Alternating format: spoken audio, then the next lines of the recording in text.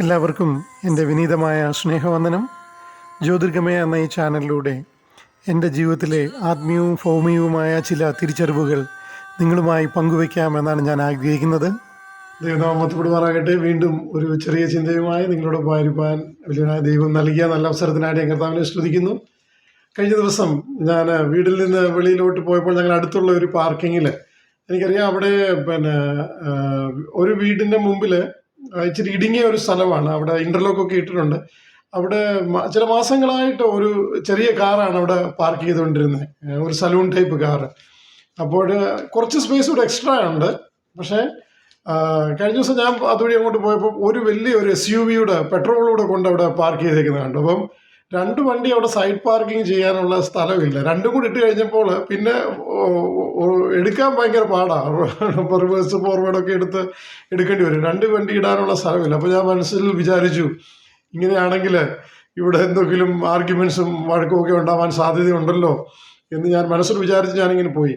അപ്പോൾ അത് കഴിഞ്ഞ് പിറ്റേ ദിവസമാണ് ഞാൻ ഇവിടെ ഞങ്ങൾ താമസിക്കുന്ന ടൗണിൽ തൊട്ടപ്പുറത്ത് വേറൊരു സ്ഥലത്ത് ഈ പാർക്കിങ്ങിനെ ചൊല്ലി വലിയൊരു വഴക്കുണ്ടാവുകയും ആർഗ്യുമെൻ്റ് അങ്ങോട്ടും ഇങ്ങോട്ടും ഒക്കെ ആയിട്ട് വെടിവെപ്പ് ഉണ്ടായതായിട്ട് നിങ്ങളൊക്കെ വാർത്തയിൽ ഒരു പക്ഷേ കണ്ടു കാണും. UAE ഇങ്ങനെയുള്ള സംഭവങ്ങളൊക്കെ വളരെ വിരളമാണ് ശരിക്കും. അതേസമയം ഇന്ത്യയിൽ നമുക്ക് അല്ലെങ്കിൽ കേരളത്തിലൊക്കെ നമുക്ക് ഇത് വലിയൊരു വിഷയമല്ല. ചിലപ്പം വണ്ടിയുടെ പേരിലും ഒരു ക്യാരറ്റ് മുറിച്ച് കടിച്ചതിൻ്റെ പേരിൽ കൊലപാതകം വെട്ടിക്കൊന്ന കാര്യം നമുക്കറിയാം.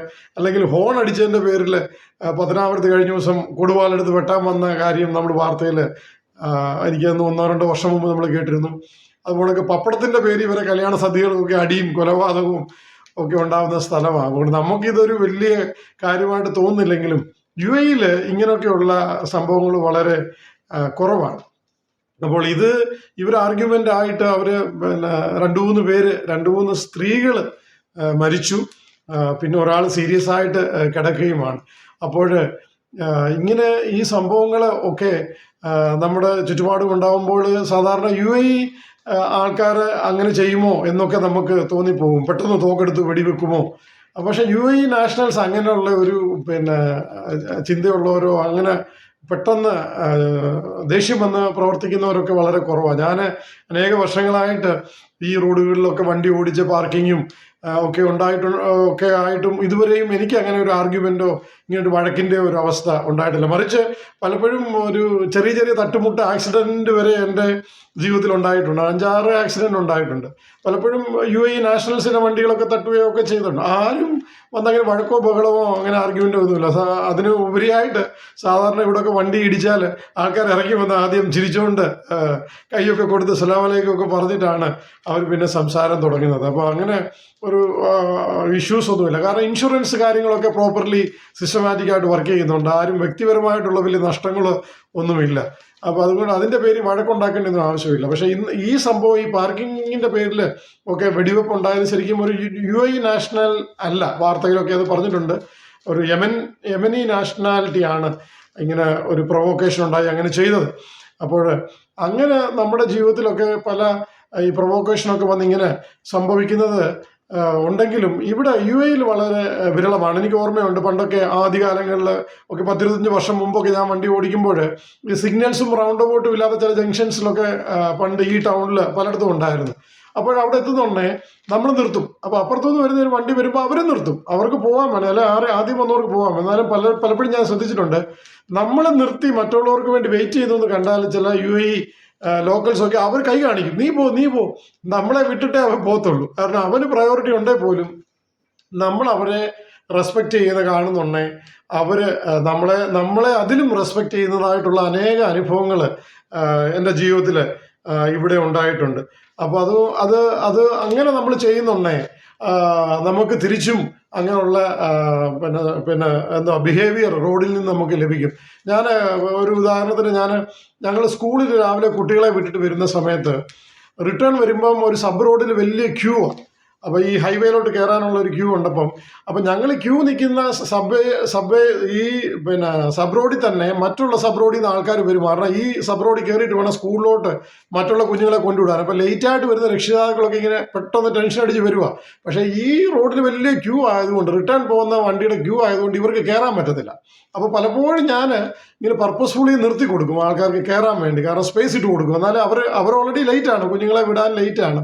അപ്പോൾ ഒരിക്കൽ എന്നോട് കൂടെ അന്ന് കാറിലുണ്ടായിരുന്ന ഒരാൾ ചോദിച്ചു, എന്തിനാ ഇങ്ങനെ നിർത്തി കൊടുക്കുന്നത്, നമുക്ക് പൊക്കൂടെ? അപ്പൊ നമ്മൾ എന്തുവാ പിന്നെ കൂടുതൽ ആൾക്കാരെ ഫേവർ ചെയ്യാൻ നോക്കേണ്ടത് ആവശ്യമില്ല. നമ്മുടെ റൈറ്റ് ആണ്, നമ്മൾ റോഡിൽ നിൽക്കുകയാണ്, അവർക്ക് ഇപ്പോൾ നിർത്തി സ്പേസ് ഉണ്ടാക്കി കൊടുത്ത് അവരെ കയറ്റി വിടേണ്ട ആവശ്യമൊന്നുമില്ല. നമ്മുടെ റൂള് ആരും നമ്മളെ ഒന്നും പറയത്തില്ല. കാരണം അവർക്ക് വണ്ടി ഫ്രീ ആകുമ്പോഴേ സൈഡിൽ നിന്ന് വരുന്നവർ കയറാൻ പറ്റത്തുള്ളൂ. പക്ഷെ നമ്മുടെ ഒരു മാനുഷിക പരിഗണന അനുസരിച്ച് നമ്മുടെ കൂട്ടുള്ള രക്ഷിതാക്കളാണ്, കുഞ്ഞുങ്ങളെ സ്കൂളിൽ ഡ്രോപ്പ് ചെയ്യാൻ വരുന്നവരാണ്. അപ്പോൾ അവർക്ക് പ്രയോറിറ്റി കൊടുക്കുക എന്നുള്ള ഒരു മനസാക്ഷി. അപ്പോൾ നമ്മളൊന്ന് നിന്ന് കൊടുത്താൽ, അവർക്ക് സ്പേസ് കൊടുത്താൽ അവർക്ക് കയറിപ്പോയിട്ട് കുഞ്ഞുങ്ങളെ കൊണ്ട് വിടാൻ പറ്റും. നമ്മളിപ്പോൾ അങ്ങ് ധൃതി വെച്ച് മുമ്പോട്ട് പോയിട്ട് വലിയ കാര്യമൊന്നുമില്ല. കാരണം നമ്മൾ ഇവിടുന്ന് അങ്ങ് ധൃതി മുമ്പോട്ട് പോയിട്ട് പിന്നെയും പോയി ഹൈവേയിലോട്ട് കയറാൻ നമ്മൾ പോയി ക്യൂ നിൽക്കുക. അപ്പം ഞാൻ പറഞ്ഞത്, എല്ലാവർക്കും നമ്മൾ ആ രീതിയിൽ ഒരു മനസാക്ഷി ഉണ്ടാവണമെന്നില്ല. പലരും അങ്ങനെ ഗ്യാപ്പ് കൊടുക്കാതെ നിൽക്കുന്നത് പലപ്പോഴും ഞാൻ കണ്ടിട്ടുണ്ട്. പക്ഷേങ്കിൽ നമുക്ക് തിരിച്ച് അങ്ങനെ എപ്പോഴും ലഭിക്കണമെന്നുമില്ല. പക്ഷേ എന്നാൽ നമ്മൾ എവിടെയെങ്കിലുമൊക്കെ നന്മ, ഇങ്ങനെ ഛേദമില്ലാത്ത ഉപകാരങ്ങൾ ചെയ്യുമ്പോൾ നമുക്കും അതിൻ്റെ ഭാവിയിൽ നമ്മുടെ സൊസൈറ്റി നമ്മളിത് ചെയ്യുന്നുണ്ട്. അപ്പോൾ ഞാൻ എൻ്റെ കൂടെ ഉണ്ടായിരുന്ന ആളത് പറഞ്ഞാൽ, നമ്മൾ ചെയ്യുന്നുണ്ട് മറ്റുള്ളവരും കാണുക, അല്ലെ ആ ക്യൂ നിന്നവന് നമ്മുടെ മുമ്പിലും പുറകിലും ഒക്കെ നിൽക്കുന്നവൻ കാണുക. അങ്ങനെ നിർത്തി കൊടുക്കണം. അത് നമ്മുടെ ഒരു മെസ്സേജ് കൂടെ. നമ്മൾ നിർത്തി കൊടുത്ത് അവനെ കയറ്റിവിടുന്നത് മാത്രമല്ല, ഈ നിർത്തി കൊടുക്കാൻ താല്പര്യമില്ലാത്ത ആൾക്കാരുടെ നമ്മളൊരു നല്ല മെസ്സേജ് കൺവേ ചെയ്യുക. ഇങ്ങനെ നിർത്തി കൊടുത്താൽ അവർ പോകാനുള്ളവരല്ലേ, അല്ലെ സ്കൂളിൻ്റെ ഗേറ്റ് അടയ്ക്കുമല്ലോ. അപ്പം അതൊരു നന്മയുടെ ഒരു മെസ്സേജ് കൂടെ നമ്മൾ പക്ഷേ നമ്മൾ ഈ നിർത്തി കൊടുക്കുന്ന ആൾക്ക് പോലും ചിലപ്പോൾ ആ നന്മയുള്ളവരായിരിക്കത്തില്ല. പക്ഷെ നമ്മൾ ഈ കാണിക്കുന്ന നന്മയിലൂടെ അവരുടെ മനസ്സിലും ഒരു നന്മയുടെ വിത്ത് പാകുവാൻ വേണ്ടി നമുക്ക് കഴിയും. നമ്മൾ ഇങ്ങനെയുള്ള കാര്യങ്ങളൊക്കെ ചിന്തിക്കുമ്പോൾ നമ്മൾ ഈ റോഡിലെ ഈ രീതിയിൽ നമ്മൾ കുറച്ചൊരു നല്ല ബിഹേവിയറും കോപ്പറേഷനും ഒക്കെ കാണിച്ചു കഴിഞ്ഞാൽ നമുക്ക് എത്രയോ തർക്കങ്ങളും ഇതുപോലൊക്കെയുള്ള പിന്നെ മരണങ്ങൾ തന്നെ ഒഴിവാക്കുവാനായിട്ട് കഴിയും. നമുക്കറിയാം, കേരളത്തിലൊക്കെ റോഡിലെ ഡ്രൈവിംഗ് ബിഹേവിയർ എന്ന് പറഞ്ഞാൽ വളരെ മോശമാണ്. എനിക്ക് പല എക്സ്പീരിയൻസും ഉണ്ട്. അതൊന്നും പറയാനിപ്പം സമയമില്ലല്ലോ, നമുക്ക് വേറെ എപ്പോഴേലും ഷെയർ ചെയ്യാം. പക്ഷെങ്കിൽ അങ്ങനെ ഒരു പോളിസിയും ഇല്ലാതെ നമ്മൾ വണ്ടി, എനിക്ക് ഒരെണ്ണം മാത്രം എനിക്ക് ഓർമ്മ വന്നത്, ഞാൻ ഒരിക്കലും ഒരാളോട് സ്കൂട്ടറിൽ പോയ സമയത്ത് നമ്മളാണ് മെയിൻ റോഡിൽ പോകുന്നത്. അപ്പോഴത്തേക്ക് സബ് റോഡിൽ വരുന്ന ആൾ വന്നങ്ങ് കയറുക, ഈ ഓട്ടോറിക്ഷ അങ്ങനെയുള്ള ഏതാണ്ടൊരു വണ്ടി വന്നാൽ കയറുക. അപ്പോൾ ഈ മെയിൻ റോഡിൽ വരുന്ന ഞാൻ പുറകെ ഇരിക്കുകയാണ് സ്കൂട്ടർ. അപ്പോൾ മറ്റേ പുള്ളി നിർത്തി. അപ്പോൾ ഞാൻ ചോദിച്ചു, നമ്മളല്ലേ പോകേണ്ടത്, നമ്മൾ ഈ ഗൾഫിൽ നിന്നൊക്കെ വരുന്ന റൂൾ അനുസരിച്ച് നമുക്കല്ലേ പോകാൻ പ്രയോറിറ്റി? അല്ല, അപ്പം പോട്ടെ എന്ന് പറഞ്ഞ് നമ്മൾ മെയിൻ റോഡിൽ വരുന്ന ഞങ്ങളുടെ ബൈക്ക് നിർത്തി മറ്റൊരു കയറി, നമ്മൾ നിർത്തി അവരെ സബ് റോഡിൽ നിന്ന് വന്ന ആളാണ് പോയത്. ഞാൻ പറഞ്ഞത്, അങ്ങനത്തെ ഡ്രൈവിംഗ് ആണ് നാട്ടിൽ. അങ്ങനെ നമ്മൾ കുറച്ച് മര്യാദയും റെസ്പെക്റ്റും ഒക്കെ കാണിച്ചു കഴിഞ്ഞാൽ നമ്മുടെ നാട്ടിലും അല്ലെങ്കിൽ എല്ലായിടത്തും നമുക്ക് ഇതുപോലൊക്കെയുള്ള കൊലപാതകങ്ങൾ വരെ, ഇപ്പം ഇത് കണ്ടില്ലേ, 4 പേരുടെ ജീവിതമാണ്. 3 പേര് മരിച്ചു കഴിഞ്ഞു, 4മത്തെ ആളും വളരെ ക്രിട്ടിക്കലി കിടക്കുവാണ്. അപ്പോൾ എത്ര പേരുടെ ജീവിതം, അവരുടെ കുടുംബം, അവരുടെ കുഞ്ഞുങ്ങൾ, ഇത് എല്ലാം അമ്മമാരോടാന്ന് ഓർത്തോണം കേട്ടോ. ഇവരെല്ലാം ഈ 4 പേരും അമ്മമാരാണ്. പല പ്രായമുള്ള 38, 36, അങ്ങനെ 55ഒക്കെയുള്ള അമ്മമാരാണ്. അപ്പോൾ അവരുടെ കുഞ്ഞുങ്ങൾ ഞാൻ വാർത്തയിൽ കണ്ട്, അവർക്കൊക്കെ 5ഉം 6ഉം ഒക്കെ കുഞ്ഞുങ്ങളുള്ള ആൾക്കാരാണ്. ഇവരെല്ലാം മറ്റുള്ള സ്ഥലങ്ങളിൽ നിന്നുള്ളവരാ, UAE-യിലുള്ളവരല്ല, വെടിവെച്ചതും മരിച്ചവരും അല്ല. അപ്പം ഞാൻ പറഞ്ഞത്, ഈ ഒരു കുടുംബത്തിലുള്ളവരായി 4 പേരും 4 അമ്മമാരും. അപ്പം എന്തൊക്കെ പ്രയാസങ്ങളാണ് നമ്മുടെ തെറ്റായിട്ടുള്ള ദേഷ്യത്തിൽ നിന്നും ഇതിൽ നിന്നൊക്കെ ഉണ്ടാകുന്നത്. ഞാൻ പെട്ടെന്ന് ചിന്തിച്ചത്, ഇന്ന് എൻ്റെ ജന്മദിനം കൂടെയാണ്. അപ്പം ഞാൻ വിചാരിച്ച് പെട്ടെന്ന് എൻ്റെ ചിന്ത പോയത്, കർത്താവ്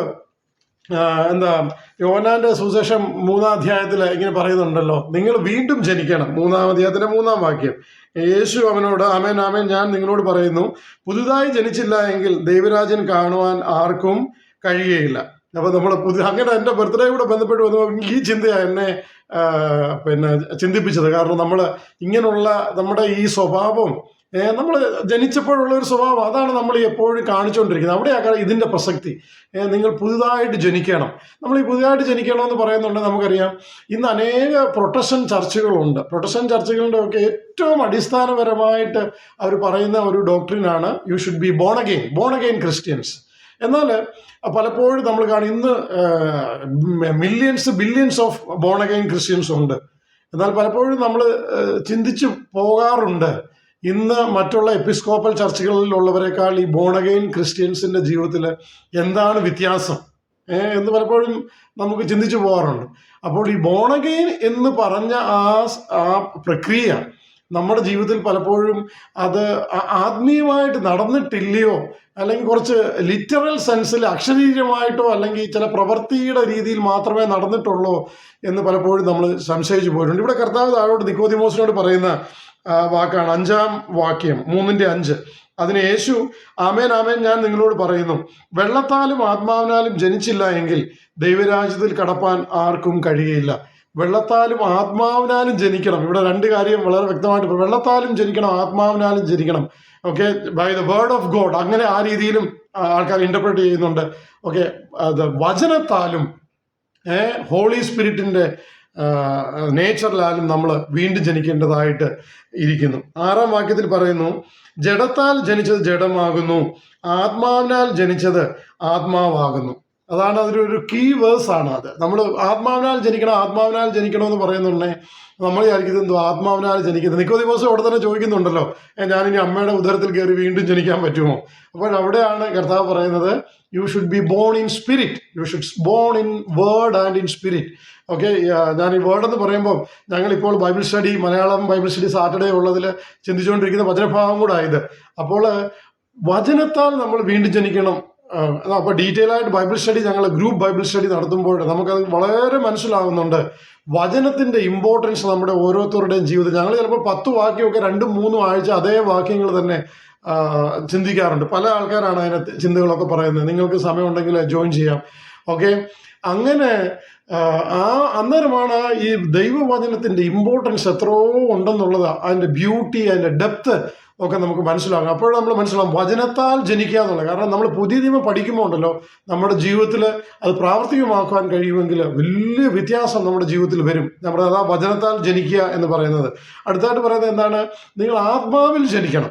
അപ്പൊ ഇവിടെ 6-ാം വാക്യത്തിൽ പറയുന്നുണ്ട്, ജഡത്താൽ ജനിച്ചത് ജഡമാകുന്നു, ആത്മാവിനാൽ ജനിച്ചത് ആത്മാവാകുന്നു. അതാ അതിന്റെ വ്യത്യാസം എന്ന് പറയുന്നത്. നമ്മൾ ജഡത്തിൽ ജനിച്ചു. ഇപ്പൊ എന്റെ ബർത്ത്ഡേ എന്ന് പറഞ്ഞതിന്റെ കൂട്ട് ചില വർഷങ്ങൾക്ക്, ഒരു 19 വർഷം മുമ്പ് നമ്മൾ നമ്മുടെ അമ്മയുടെ ജഡീക സ്വഭാവത്തിൽ നമ്മുടെ കുടുംബ പാരമ്പര്യത്തിന്റെ ഏതെങ്കിലും ഒരു സ്വഭാവത്തിൽ നമ്മൾ ജനിച്ചു. അത് ജഡം തന്നെയാണ്.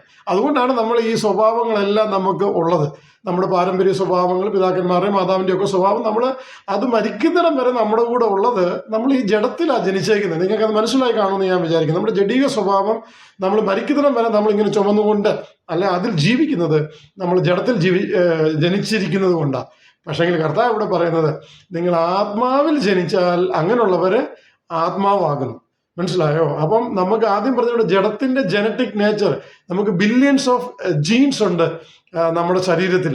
ഓക്കെ, ആ ജനറ്റിക് നേച്ചറിനെ നമുക്ക് അതിനെ ഓവർകം ചെയ്യാൻ തക്കോണം ആത്മാവിന്റെ സ്വഭാവം, ജഡത്തിന്റെ ജനറ്റിക് നേച്ചർ കുറഞ്ഞിട്ട് ഹോളി സ്പിരിറ്റിന്റെ, പരിശുദ്ധാത്മാവിന്റെ സ്വഭാവം നമ്മളിൽ വളരുന്ന പ്രക്രിയ, അതിൽ ജനിച്ച് ഒരു കുഞ്ഞായിട്ട് നമ്മൾ ജനിക്കുക. ഞാൻ പലപ്പോഴും ഈ തോട്ട്സ് പറഞ്ഞിട്ടുള്ള, നമ്മൾ ആത്മാവിൽ ജനിക്കുക എന്ന് പറയുമ്പോൾ ആത്മാവിൽ ഒരു കുഞ്ഞായിട്ട് ജനിച്ചിട്ട് നമ്മൾ അതിൽ വളരുന്ന അവസ്ഥ, അതാണ് ആത്മാവിൽ ജനിച്ചെന്ന് പറഞ്ഞാൽ ജനിക്കുമ്പോഴേ നമ്മൾ പൂർണ്ണ ആത്മീയമായിട്ടാവുന്നല്ലേ, ജനിക്കുക എന്നാണ് പറയുന്നത്. അതിലാണ് പിന്നെ നമ്മൾ ആത്മീയമായിട്ട് വളരുന്നത്. അപ്പോൾ ആ ഒരു സീക്രട്ട് ഞാൻ ആദ്യം പറഞ്ഞതുപോലെ അനേക born again believers based evangelical Protestant evangelical based churches, അങ്ങനെയുള്ള ചർച്ചസിന് പോലും ഈ ബോൺ അഗെയിൻ എന്ന് പറയുന്ന അതിന്റെ സീക്രട്ട് മനസ്സിലാകാൻ പറ്റാത്ത അവസ്ഥയിലേക്ക് വന്നിരിക്കുക.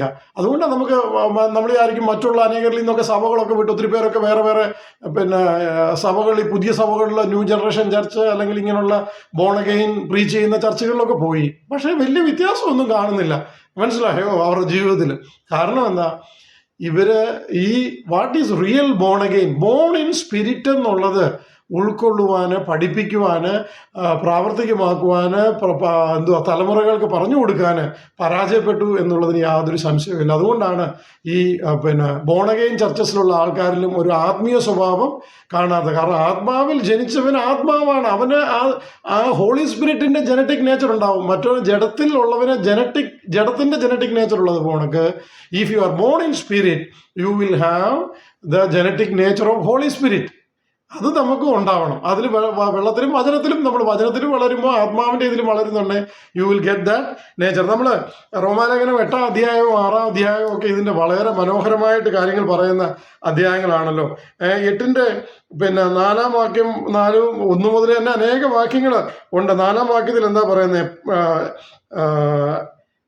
ജഡത്തെ അല്ല ആത്മാവിനെ അത്ര അനുസരിച്ച് നടക്കുന്ന നമ്മിൽ ന്യായപ്രമാണത്തിന്റെ നീതി നിവൃത്തിയാകേണ്ടത് തന്നെ. ആ ജഡത്തെ അല്ല ആത്മാവിനെ അനുസരിച്ച്.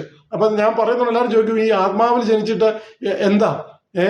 അപ്പൊ അത് ജഡത്തെ അല്ല, പിന്നെ ആത്മാവിൽ ജനിച്ച ഒരാൾ പിന്നെ നമ്മുടെ ജഡത്തിന്റെ സ്വഭാവങ്ങൾ, നമ്മൾ ഈ പറഞ്ഞതിൻ്റെ കൂട്ട് ഈ ടെൻഷനും അല്ല ജഡത്തിന്റെ സ്വഭാവങ്ങളൊക്കെ ഗലാത്യ ലേഖനം 5-ന്റെ 19 വരെ മുതലുള്ള വാക്യങ്ങൾ നമ്മൾ അതുപോലെ 1 കൊരിന്ത്യർ 6, അങ്ങ് കൊലോസിയിലും എഫേസ്യൻസിലും പത്രോസിലും ഒക്കെ ഇങ്ങനെ അനേക റോമർ 12-ലും ഒക്കെ നമ്മൾ കാണുന്നുണ്ട് അങ്ങനെ ഏതൊക്കെ രീതിയിലാണ് നമ്മുടെ ജഡീക വിഷയങ്ങൾ നമ്മളെ ഡിസ്റ്റർബ് ചെയ്യുന്നതെന്നുള്ളത്.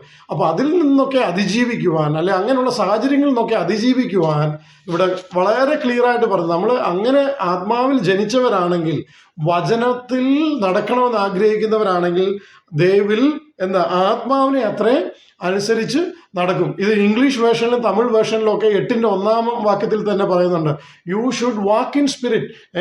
ഇപ്പോൾ ക്രിസ്തുയേശുവിലുള്ളവർക്ക് ഒരു ശിക്ഷാവിധിയും ഇല്ല. ആർക്കാണ്? Those who walk in spirit, not as per the flesh. അപ്പോൾ നമ്മളൊരു വീണ്ടും ജനിച്ച അവസ്ഥ നമുക്ക് ഉണ്ടെന്നുണ്ടെങ്കിൽ, നമ്മൾ ആ പഴയ ജഡത്തിന്റെ നേച്ചറിലാണ് നമ്മൾ കണ്ടിന്യൂ ചെയ്യുന്നത് എന്നുണ്ടെങ്കിൽ, നമ്മൾ തീർച്ചയായിട്ടും ഒരു പുനർചിന്തയുടെ ആവശ്യമുണ്ട് കേട്ടോ. അല്ല നമ്മൾ ചില പ്രൊട്ടസ്റ്റന്റ് ചർച്ചുകളിലാണ് പോകുന്നത്, അല്ലെ ബോൺ അഗെയിൻ പ്രീച്ച് ചെയ്യുന്ന ചർച്ചുകളിലാണ്, അല്ലെ ബാപ്റ്റിസം ഇൻ ഫെയ്ത്ത് പ്രീച്ച് ചെയ്യുന്ന ചർച്ചുകളാണ് പോകുമെന്ന് പറഞ്ഞിട്ട് കാര്യമില്ല. We are really born in spirit എന്നുള്ളത് നമ്മൾ മനസ്സിലാക്കിയിരിക്കണം. റോമാലേഖനത്തിൽ വളരെ കൃത്യമായിട്ട് പറയുന്നുണ്ട്. ആകയാൽ നാം എന്തു പറയേണ്ടു? 1-ാം വാക്യം മുതൽ, കൃപ പെരുകേണ്ടതിന് പാപം ചെയ്തുകൊണ്ടിരിക്കുകയെന്നോ ഒരു നാളും വരുത്. സംബന്ധമായി മരിച്ചവരായ നാം ഇനി അതിൽ ജീവിക്കുന്നത് എങ്ങനെ? പിന്നെ താഴോട്ട് ഈ ഭാഗങ്ങളൊക്കെ നിങ്ങൾ പഠിക്കുക. അപ്പോൾ പാപസംബന്ധമായി മരിച്ച ഒരവസ്ഥയെ പറ്റിയാണ് അവിടെ പറയുന്നത്. അപ്പോൾ പാപസംബന്ധമായി മരിക്കേണ്ടതായിട്ടുള്ള ഒരാവശ്യം നമ്മുടെ ജീവിതത്തിലുണ്ട്.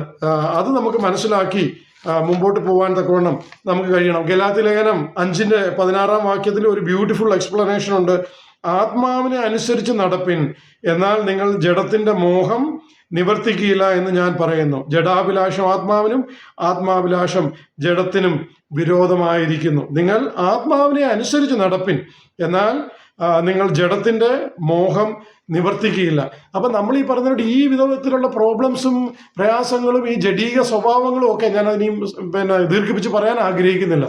ഇതൊക്കെ മാറണം. എങ്ങനെ മാറും? നമ്മൾ വീണ്ടും ജനിച്ചവരാണ് എന്ന് വിശ്വസിക്കുന്നവരാണ്, പള്ളിയിൽ പോകുന്നവരാണ്, ആരാധനയ്ക്ക് പോകുന്നവരാണ്, പണം കൊടുക്കുന്നവരാണ്, പ്രോഗ്രാം നടത്തുന്നവരാണ്, ഒരുപക്ഷെ പ്രസംഗിക്കുന്നവരാവും, ശുശ്രൂഷകൾ ചെയ്യുന്നവരാണ്. പക്ഷെ നമുക്ക് ഈ ജഡത്തിന്റെ സ്വഭാവം മാറുന്നില്ല. അപ്പൊ ജഡത്തിന്റെ സ്വഭാവം മാറണമെങ്കിൽ നമ്മൾ ആത്മാവിന്റെ സ്വഭാവത്തിൽ നടക്കണം. U should walk in spirit. We should learn the word and we should leave as per the word of God. അപ്പൊ ഇത് പഠിക്കുകയും ഗ്രഹിക്കുകയും സംഗ്രഹിക്കുകയും ആത്മാവിന്റെ സ്വഭാവത്തിൽ ജനിച്ച് നടന്ന് വളർന്നെങ്കിൽ മാത്രമേ, അങ്ങനെ നടക്കുന്നവന് മാത്രമേ ഇതിനെ അതിജീവിക്കുവാനായിട്ട് കഴിയുകയുള്ളൂ. നമ്മളത് ഡീപ്ലി നമ്മൾ മനസ്സിലാക്കണം. റോമാലേഖനം പിന്നെ താഴോട്ട് നോക്കുമ്പോൾ ജഡത്തിന്റെ ചിന്ത മരണം, ആത്മാവിന്റെ ചിന്തയോ ജീവനും സമാധാനവും തന്നെ. നമ്മൾ ഈ കണ്ടതുപോലെ നമ്മുടെ ഈ ജഡത്തിന്റെ ആർഗ്യുമെന്റ്സും പ്രശ്നങ്ങളും അസൂയയും പിണക്കവും അടിയും പിടിയും ഒക്കെ ആയിട്ട് നടന്നു കഴിഞ്ഞാൽ അത് നമ്മളെ ഡിസ്ട്രക്ഷനിലേക്കോ മരണത്തിലേക്കോ അല്ലെങ്കിൽ നാശത്തിലേക്കോ ടെൻഷനിലേക്കോ ഒക്കെ നമ്മളെ കൊണ്ടുപോകത്തുള്ളൂ. അല്ലെങ്കിൽ ആത്മാവിന്റെ ചിന്തയോ ജീവനും സമാധാനവും നൽകി. ഇപ്പൊ പറഞ്ഞ ഇതിന്റെ കൂട്ട് തന്നെ ചെറിയ ടെൻഷനിൽ നിന്നും ആർഗ്യുമെന്റിൽ നിന്നും ഇതുകൊണ്ടൊക്കെയുള്ള കൊലപാതകങ്ങൾ തന്നെ വരുന്നത്. അതേസമയം ഹോളി സ്പിരിറ്റിന്റെ ഗൈഡൻസിലാണ് ജീവിക്കുന്നെങ്കിൽ അവിടെ ജീവനും ഉണ്ടാവും, സമാധാനവും ഉണ്ടാവും. നമ്മൾ ഓൾറെഡി നമ്മൾ ജഡത്തിന്റെ ചിന്ത ദൈവത്തോട് ശത്രുത്വമാകുന്നു എന്ന് 7-ാം വാക്യത്തിലും കാണുന്നു. ഗലാത്യ ലേഖനം 17-ലും നമ്മൾ കണ്ടു. 8-ാം വാക്യം റോമർ 8-ന്റെ 8 പറയുന്നു, ജഡസ്വഭാവമുള്ളവർക്ക് ദൈവത്തെ പ്രസാദിപ്പാൻ കഴിയില്ല. ജഡസ്വഭാവം വെച്ചുകൊണ്ട് നമ്മൾ ഈ ആരാധനയ്ക്ക് പോയാലും നമ്മൾ ചെയ്യുന്ന എല്ലാ ആത്മീയ ശുശ്രൂഷകളായാലും നമുക്ക് ദൈവത്തെ പ്രസാദിപ്പിക്കുവാനായിട്ട് കഴിയില്ല. 9-ാം വാക്യം, ക്രിസ്തുവിന്റെ ആത്മാവ് നിങ്ങളിൽ വസിക്കുന്നുവെങ്കിലോ ജഡസ്വഭാവം ഉള്ളവരല്ല ആത്മസ്വഭാവം ഉള്ളവർ അത്രേ. ക്രിസ്തുവിന്റെ ആത്മാവ് ഇല്ലാത്തവൻ അവനുള്ളവനല്ല. ഈ ക്രിസ്തുവിന്റെ ആത്മാവ് നമ്മളിൽ ഇല്ല എങ്കിൽ, അല്ല അത് നമ്മൾ ഫീൽ ചെയ്യുന്നില്ലെങ്കിൽ, അല്ലെങ്കിൽ ആ ഒരു സ്വഭാവവും നമ്മൾ കാണുന്നില്ലെങ്കിൽ ഉറപ്പിച്ചോളൂ, ക്രിസ്തുവിനുള്ളവനല്ല എന്ന് വചനം വളരെ വ്യക്തമായിട്ട് പറയുന്നുണ്ട്. നമ്മൾ വിചാരിക്കും നമ്മൾ ഈ ഇതൊക്കെ വർഷങ്ങളായിട്ട് ഇങ്ങനെ നടക്കുന്നുണ്ടല്ലോ, പള്ളിയിൽ പോകുന്നുണ്ടല്ലോ, ചർച്ചിന്റെ മെമ്പറാണല്ലോ, നമ്മൾ ആരാധനയ്ക്കൊക്കെ പോകുന്നുണ്ടല്ലോ, തിരുവത്താഴ ശുശ്രൂഷയിൽ പങ്കെടുക്കുന്നുണ്ടല്ലോ, അല്ലെ കുർബാനയ്ക്ക് പങ്കൊള്ളുന്നോ, ഇതൊന്നും നമ്മളെ സഹായിക്കത്തില്ല. ഇവിടെ വളരെ ക്ലിയർ ആയിട്ട് 9-ാം വാക്യത്തിൽ പറയുക, ക്രിസ്തുവിന്റെ ആത്മാവില്ലാത്തവൻ അവനുള്ളവനല്ല. അതിന്റെ ഒരു എക്സ്പ്ലനേഷൻ കൂടെ അവിടെ പറഞ്ഞിട്ടുണ്ട്. ക്രിസ്തുവിന്റെ ആത്മാവ് നിങ്ങളിൽ വസിക്കുന്നുവെങ്കിൽ ജഡസ്വഭാവം ഉള്ളവരല്ല, ആത്മസ്വഭാവം ഉള്ളവരത്രേ. വളരെ ക്ലിയർ ആയിട്ട് പറഞ്ഞേക്കുക. ഇത് ഒരു എക്സ്പ്ലനേഷന്റെ പോലും ആവശ്യമില്ലാത്തതിന്റെ കൂട്ട് പറഞ്ഞേക്കുക. ക്രിസ്തുവിന്റെ ആത്മാവുണ്ടെങ്കിൽ നിങ്ങൾ ആത്മാവ് സ്വഭാവത്തിൽ നടക്കും. ഇപ്പം വലിയ ദൈവം നമ്മളെ ആ രീതിയിൽ സഹായിക്കട്ടെ. അങ്ങനെയുള്ള നടന്ന് കർത്താവിനെ ഹിതകരമായിട്ട് നടക്കുവാൻ 13-ാം വാക്യത്തിലും 14-ാം വാക്യത്തിലൊക്കെ വളരെ മനോഹരമായിട്ടുള്ള ചിന്തകളാണ് പറഞ്ഞേക്കുന്നത്. നിങ്ങൾ ജഡത്തെ അനുസരിച്ച് ജീവിക്കുന്നുവെങ്കിൽ മരിക്കും, ആത്മാവിൽ ശരീരത്തിന്റെ പ്രവർത്തികളെ മരിപ്പിക്കുന്നുവെങ്കിലോ നിങ്ങൾ ജീവിക്കും. 14, ദൈവത്തിന്റെ ആത്മാവ് നടത്തുന്നവൻ ഏവരും ദൈവത്തിന്റെ മക്കളാവും. നമ്മളൊക്കെ അഭിമാനിക്കും നമ്മൾ ദൈവമക്കളാണ്, അല്ലെങ്കിൽ ക്രിസ്ത്യാനികളാണ്, ബോണഗെയിനാണ്, ബാപ്റ്റൈസ്ഡ് ആണ് എന്നൊക്കെ നമ്മൾ അഭിമാനിക്കുമ്പോൾ ദൈവത്തിന്റെ ആത്മാവാണോ നമ്മളിൽ നടത്തുന്നത് എന്ന് നമ്മൾ ഫീൽ ചെയ്യണം. മനസ്സിലായോ? അല്ലെങ്കിൽ നമ്മൾ സമർപ്പിക്കണം, പ്രാർത്ഥിക്കണം. നമ്മൾ ഈ പറഞ്ഞ ഒരു ആത്മാവിൽ ജനിക്കുന്ന ഒരു അനുഭവം നമ്മുടെ ജീവിതത്തിൽ ഉണ്ടാവണം. ഇത് വളരെ മർമ്മമായിട്ടുള്ള കാര്യമാണ് പ്രിയ ദൈവമക്കളെ. ക്രിസ്തീയ ജീവിതത്തിന്റെ ഏറ്റവും അടിസ്ഥാനപരമായിട്ടുള്ള കാര്യമാണ് ഞാനീ പറയുന്നത്. പക്ഷെ ഇത് ഈ രീതിയിൽ മനസ്സിലാക്കാൻ അനേക ആൾക്കാർ ഫെയിലാകുന്നു, പരാജയപ്പെട്ടു പോകുന്നു എന്നുള്ളത് സത്യമാണ്. അപ്പോൾ നമ്മൾ ആത്മാവിൽ നമ്മൾ ജനിക്കണം, വചനത്താൽ നടക്കണം, വചനത്തിൽ വളരണം. ആത്മാവിൽ ജനിച്ച ഒരു കുഞ്ഞായിട്ട് നമ്മൾ വളർന്ന് കർത്താവിനോട് ചേർന്ന് നടന്ന് ആ ഹോളി സ്പിരിറ്റിന്റെ ഗിഫ്റ്റ്സ് ഓഫ് ഹോളി സ്പിരിറ്റും ഫ്രൂട്ട് ഓഫ് ഹോളി സ്പിരിറ്റും ഒക്കെ നമ്മുടെ ജീവിതത്തിൽ അനുഭവിപ്പാൻ തക്കവണ്ണം നമ്മൾ കഴിയണം. ഞാനും ഒരു സയൻസ് സ്റ്റുഡൻ്റ് ആണ്, ഒരു എഞ്ചിനീയറിംഗ് ബാക്ക്ഗ്രൗണ്ട് ഉള്ള ആളാണ്. അതുകൊണ്ട് ഞാൻ പറയുന്നത്, ഇത് ഒന്ന് തിയറി മാത്രം നമ്മൾ ഈ ബൈബിളിൽ പഠിച്ചിട്ടുണ്ടല്ലോ, തിയറി ആയി എല്ലാവരും പ്രസംഗിക്കുന്നത്. തിയറി മാത്രം പഠിച്ചിട്ട് അനേക പ്രസംഗങ്ങൾ നമ്മൾ കേൾക്കും, അല്ലെങ്കിൽ ഇതൊക്കെ ചെയ്യും. നമ്മുടെ ജീവിതത്തിൽ അതൊന്നും ഗുണം ചെയ്യുന്നില്ലെങ്കിൽ മനസ്സിലാക്കിക്കോ, നമ്മൾ നടക്കുന്നത് ആത്മാവിലല്ല, ജഡത്തിന്റെ സ്വഭാവത്തിൽ തന്നെയാണ്. അത് നമുക്ക് പ്രായമൊന്നുമില്ല കേട്ടോ. നമ്മൾ നമ്മുടെ ചുറ്റുപാടും ഒക്കെ ഒന്ന് നോക്കിയാൽ മതി, അല്ല നമ്മളേക്ക് തന്നെ അങ്ങ് നോക്കിയാൽ മതി. 50, 60, 70, 80, 90 ഒക്കെ ആയാലും ജഡത്തിന്റെ സ്വഭാവത്തിൽ തന്നെ നടക്കുന്ന, അല്ലെ ബോണഗെയിൻ ക്രിസ്ത്യൻസ് ആയ, പ്രൊട്ടസ്റ്റന്റ് ക്രിസ്ത്യൻസ് ആയിട്ടുള്ളവരെ കാണാം. അല്ല നമ്മൾ വിചാരിക്കും നമുക്ക് കുറച്ച് പ്രായമാകുമ്പോൾ നമ്മൾ നന്നായി മച്യൂരിറ്റി ഒക്കെ ആയി നടക്കും. ചില സൊസൈറ്റി ലെവലിലുള്ള ജഡത്തിന്റെ മച്യൂരിറ്റി നിങ്ങൾക്ക് വരും, ആത്മീയ മച്യൂരിറ്റി വരത്തില്ല. ആത്മീയ മച്യൂരിറ്റി വേണമെങ്കിൽ നമ്മൾ വചനത്തിൽ വളരണം. എഫെസ്യ ലേഖനം 4:15 പറയുന്ന പോലെ ക്രിസ്തുവിൽ നമ്മൾ വളരുവാൻ നമ്മൾ സമർപ്പിക്കണം. പരിശുദ്ധാത്മാവിൽ ജനിച്ച ഒരവസ്ഥയിൽ നമ്മൾ കർത്താവും വചനവും മനസ്സിലാക്കി ആത്മാവിൽ സമർപ്പിച്ച്, കർത്താവെ എന്നെ വളർത്തണമേ, നയിക്കണമേ എന്നുള്ള ആഗ്രഹത്തോട് സമർപ്പണത്തോട് മുമ്പോട്ട് പോയാൽ നിങ്ങളുടെ ജീവിതത്തിൽ വലിയ മാറ്റങ്ങൾ വരും. നിങ്ങൾക്കത് ഫീൽ ചെയ്യാൻ പറ്റും. മനസ്സിലായോ? അല്ലാതെ നമ്മളൊരു തിയറി മാത്രം പഠിച്ച്, പുസ്തകം ബൈബിൾ മാത്രം പഠിച്ച് ഇങ്ങനെ പോകുന്നവരല്ല. You will feel the difference, the presence of holy spirit, guidance of holy spirit in your life. It will change your life. മനസ്സിലായോ? അപ്പോൾ അതാണ് അതിൻ്റെ സീക്രട്ട് എന്ന് പറയുന്നത്. ഞാൻ അല്പം സമയം കൂടുതലെടുത്ത് പറഞ്ഞത് അത്രയ്ക്ക് ഇമ്പോർട്ടൻ്റ് ആയിട്ടുള്ളതാണ്. ഈ സമയങ്ങളിൽ നമുക്ക് ഈ രീതിയിൽ ഇത് മനസ്സിലാക്കി, ഷ്യൂർലി നമ്മുടെ ജഡത്തിൻ്റെ സ്വഭാവം പോകുന്നത് നമ്മൾ കാണും. മനസ്സിലായി? നമ്മൾ ഈ രീതിയിൽ സമർപ്പിച്ചിട്ട് മുമ്പോട്ട് പോകുമ്പം നമ്മൾ ഈ പറഞ്ഞ നമ്മുടെ ജഡത്തിന്റെ സ്വഭാവങ്ങൾ, അനേക സ്വഭാവങ്ങൾ, 50 100 ജഡത്തിന്റെ സ്വഭാവങ്ങൾ, അത് കുറഞ്ഞ് നമ്മുടെ ജീവിതത്തിൽ ആത്മീയ സ്വഭാവം വളർന്നു വരുന്നതായിട്ട് നമുക്ക് കാണുവാനായിട്ട് കഴിയും. വലിയവനായ ദൈവം നിങ്ങളെ ആ രീതിയിൽ സഹായിക്കട്ടെ, അനുഗ്രഹിക്കട്ടെ. അങ്ങനെയുള്ള പരിശുദ്ധാത്മാവിന്റെ ഗൈഡൻസിൽ സമർപ്പണത്തോടെ കർത്താവെ അടിയനിതാ, അടിയനെ അനുഗ്രഹിക്കണമേ, അടിയനെ നയിക്കണമേ എന്നുള്ള ആഗ്രഹത്തോടെ, പ്രാർത്ഥനയോടെ നിങ്ങൾ കർത്താവിന്റെ സന്നിധിയിൽ, നിങ്ങൾ ഏത് സഭയാണെങ്കിലും, ഏത് സമൂഹത്തിൽപ്പെട്ടവരാണെങ്കിലും, വലിയവനായ ദൈവത്തിന്റെ സന്നിധിയിൽ നിങ്ങളുടെ സൃഷ്ടാവിന്റെ പാദങ്ങളിൽ പ്രാർത്ഥിച്ച് യേശു കർത്താവിനെ അംഗീകരിച്ച് യേശു കർത്താവിന്റെ വചനം പ്രമാണിച്ച് മുമ്പോട്ട് പോയാൽ നിങ്ങളുടെ ജീവിതത്തിൽ വലിയ മാറ്റങ്ങൾ വരും. അതിനേക്കാളൊക്കെ ഉപരിയായിട്ട് നിത്യതയിൽ നിങ്ങൾക്ക് കർത്താവിനോടൊപ്പം സ്വർഗത്തിൽ നിങ്ങൾക്ക് സ്ഥാനവും ഉണ്ടാവും. വലിയവനായ ദൈവം നിങ്ങളെ സഹായിക്കട്ടെ. ഈ ചിന്തകൾ നിങ്ങൾ മറ്റുള്ളവർക്കും കഴിയുമെങ്കിൽ ഷെയർ ചെയ്യുക. കർത്താവിന്റെ വലിയൊരു നാമം മാത്രം വാഴ്ത്തപ്പെടുമാറാകട്ടെ.